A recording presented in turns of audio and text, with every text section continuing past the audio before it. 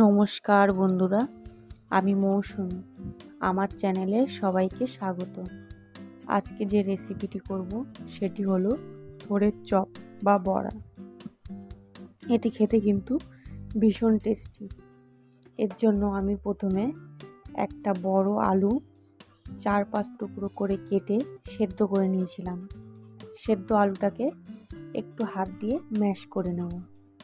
এরপর ওই আলুর মধ্যে দিয়ে দেবো কুচি করে রাখা লঙ্কা, জিরে ভাজা, আর দিয়ে দেবো আদা রসুন কুচি।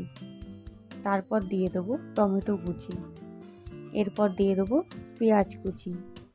তারপর আমি থোড়টাকে একটু লবণ হলুদ দিয়ে সেদ্ধ করে হালকা ভেজে নিয়েছিলাম, সেটা দিয়ে দেবো।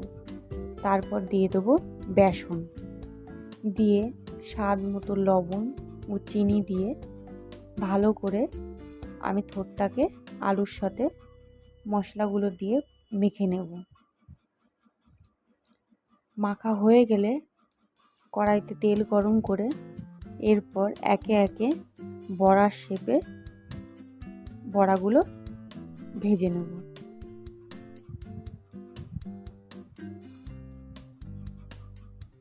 আস্তে আস্তে দু পিঠ এইভাবে ভেজে নিলেই তৈরি থোড়ের চপ বা বড়া।